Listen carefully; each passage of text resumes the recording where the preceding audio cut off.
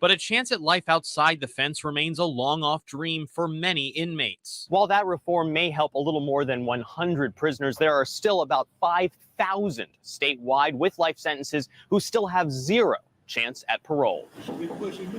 One of them is Robert Lucas, who arrived in Angola in 1990. He also has a life sentence for second-degree murder. The gun goes off and goes through the door and hits my daddy and kill him. He don't kill him right then and there, but he died.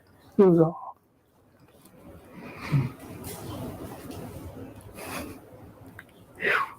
Under the original bills filed at the state capitol, prisoners like Lucas could have received a shot at parole after reaching 50 years of age and serving 30 years behind bars. But lawmakers scrapped that part of the legislation after facing pushback from DAs and sheriffs who worried about the impact on victims and public safety. I'm an old man. What can I do to anybody? I can't hurt nobody. I don't commit no crime or do anything. I can't do nothing. 71 years old, Lucas cannot walk due to a stroke. He also suffers from glaucoma. He says it's a race against time. I want to get out to be with my grandkids. I would like to get out before I go blind when I see them. Let me get his food. For now, Lucas finds some hope in the life story of his caretaker, Brent. Got everything that you need. Brent is a nurse in one of the hospital wards at Angola. I'm just coming to check on you and see how you doing. And is also an inmate. How you doing, Mr. Hickenbottom? Sentenced to life for a murder in the 1970s, he is one of those who could qualify for parole under the new laws. 18-year-old you, before you arrived here, could you imagine yourself having this responsibility, taking care of 40-plus guys? No, indeed. Ain't nowhere in the world. I was still young, wild, and selfish. Now, like I say, when you get older, you get wiser. When he first got to Angola in 1976, he tried to be the big man on campus. He even managed to escape within his first 2 years there. In this prison at that particular time, everybody strived for a reputation. Yeah, that all changed a little over a decade ago when his own son arrived, also sentenced to life. Like I telling Hickenbottom. Wanting to set a good example, he took up the position in the hospital ward, cleaning and feeding his fellow inmates. They my kids. And all of my kids. I love them to death. If all goes as planned, he may soon get to say farewell to the men he spent the past decade treating, as well as his own son. This prison done a lot for me, you know, and I'm sorry that I had to take this prison to be able to be the person that I am now. The Department of Corrections says parole hearings for inmates like Givens and Brent could happen as early as November 1st. Meanwhile, work to overhaul the criminal justice system here in Louisiana is not done. The Corrections Secretary is already starting his push to make sentencing for various crimes easier to understand and implement. And he also wants to look at other ways for more lifers to get a shot at parole. I'm Kevin Fry. Back to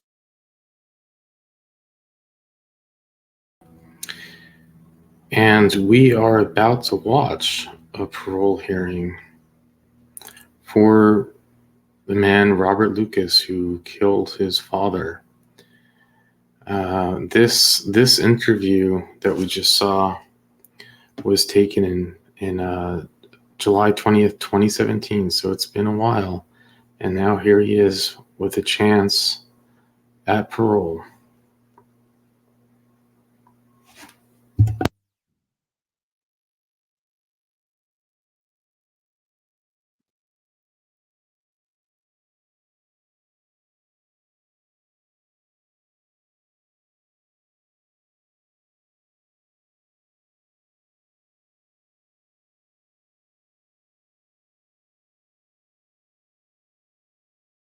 All right, please introduce yourself, state your name and DOC number for the record.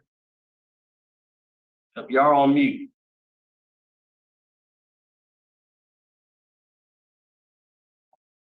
Okay. Okay. Right.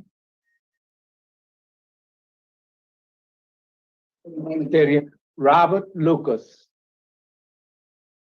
What's your DOC number? 10-45-62.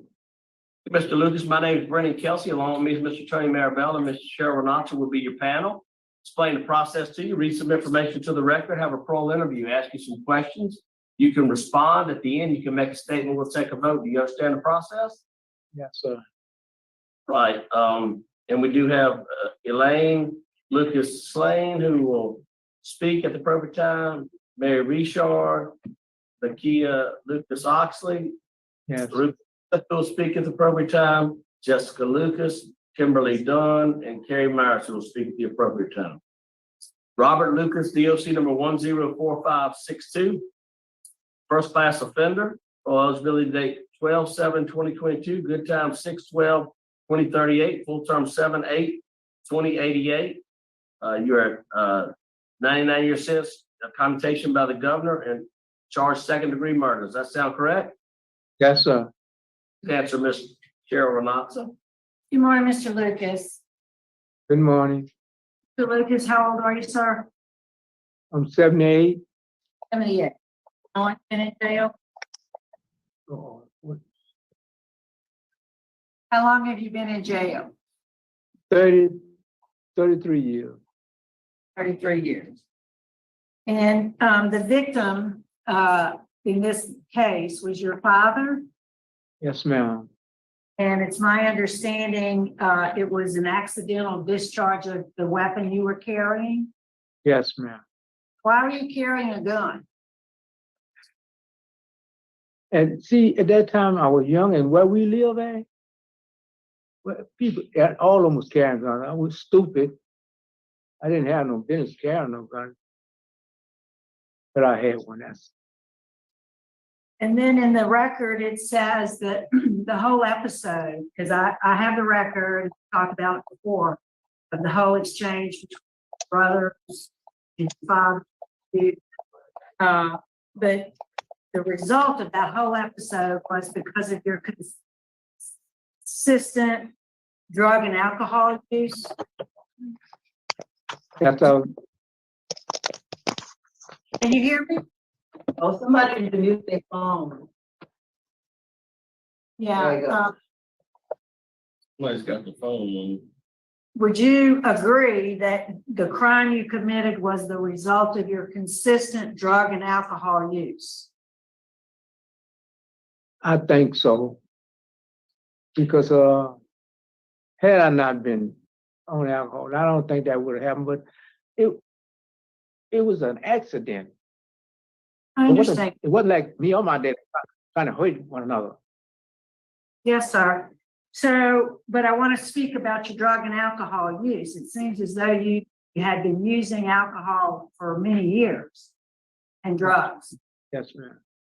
So what is your sobriety plan? How are you gonna stay clean and sober when you get out of jail? Because see, once I accepted the Lord and Savior Jesus Christ in my life, I know I could take.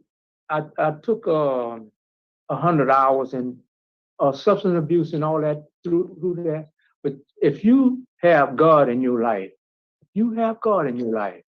then you good then. And you're not gonna ever do that. I would never touch drugs. Never again. What's your transition plan? I see you have the parole project here, and so I assume you're gonna go through some transition with them, and then what? After you do that program? I can live with my sister Where's that at? in Baton Rouge. She's already turned the paperwork in showing that she's on her own home and I can live there. Well, I do see there's no victim opposition. You have obvious family support who's here today, and you have some health issues. How is your health? As you can see, I'm in this wheelchair because I had a stroke and put me in this wheelchair. But and I take medicine for diabetes. And I just went to New Orleans for my eyes. That's where I wear these glasses. I suffer with glaucoma, and I'm gradually going blind. I can't see out of one eye. And the doctor told me just on Monday.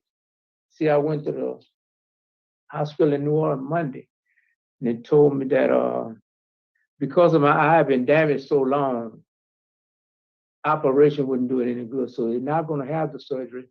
And the cataract surgery. They're gonna put that off because if they have the cataract surgery and something happened to the other eye, then I won't be able to see at all. Can you, are you confined to the wheelchair all the time? Yes, ma'am. All right, Warden Ambo, is there anything you can add? No, ma'am, he has a low titer and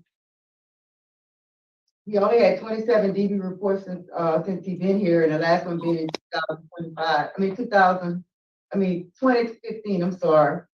And his titer's low, and he's minimum C. That's it. All right, we'll hear from Ms. Elaine Lucas Lane. Quick, brief statement. Yes, good morning. I'm Elaine Lucas. I'm Robert Lucas' sister. I'm here in total support of my brother. He's been forgiven by his family, friends, and of his love and all of his loved ones. We support him wholeheartedly. I'm here to provide a home and any type of need that he has physically, emotionally, and financially. Robert has shown that he has improved from being the young man that he was when he first came there. He's done so much improvement on his well-being, as well as being a model prisoner while he's been there. And I feel that if he is paroled and when he's paroled, that he will never, ever return to prison again. Thank you so much. All right, thank you. We'll hear from Ms. Ruby Smith, brief statement. Excuse me. Hi, my name is Ruby Smith. Robert Lucas is my uncle, and I just want to say my aunt, anything he needs, family-wise, financial-wise, he has his family, and we just love him. We just want You him from support home. him. Can't hear you. Thank you. Carrie Myers, please. Yes, good morning. Kerry Myers with Louisiana Parole Project. Just to let the board know that we're here to support Mr. Lucas on his transition. We're going to work with Ms. Land directly to determine what's the best course. It appears that the best course at this point would be for us to work with him on a day-to-day basis, because it would be probably better for him to go straight to her home rather than come to our houses in a transition. But we'll be able to provide programming on a daily basis by bringing him back and forth. And so we're going to connect him to help him connect to all those services that he needs. We just, obviously, you can see that Mr. Lucas is no threat to public safety. So we just asked this board to grant his parole today.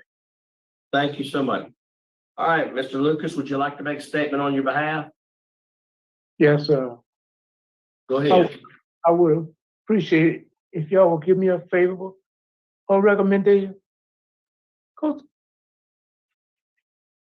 yeah, I'm so I don't want to do this, but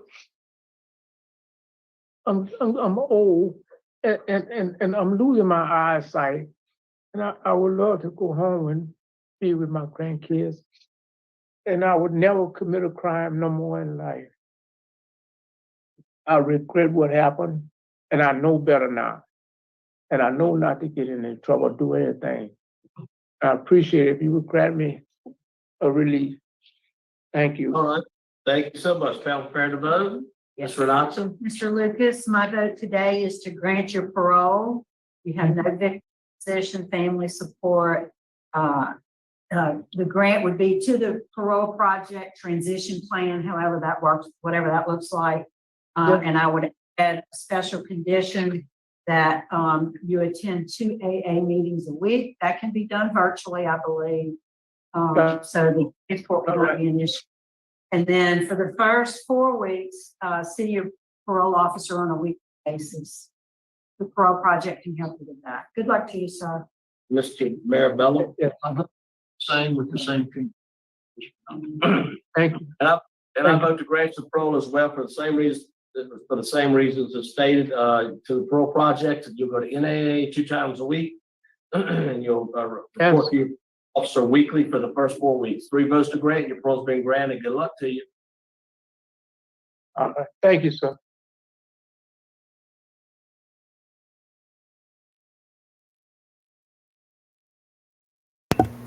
So there you have it.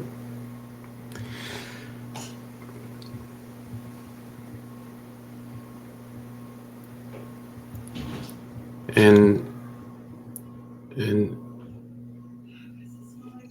my opinion, that seems authentic. Authentic tears. We've seen a lot of tears. Crocodile, or as I call it, Amber Heard, and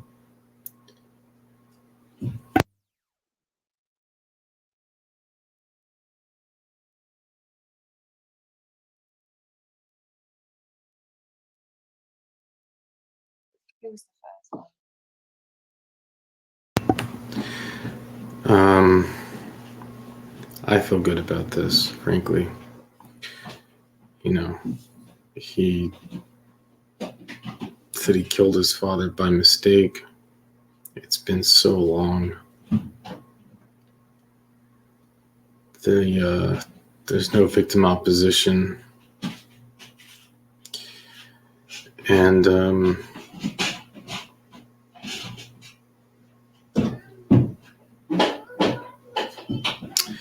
I'm happy for this outcome. But there's noise in the background, so I'm going to let you go.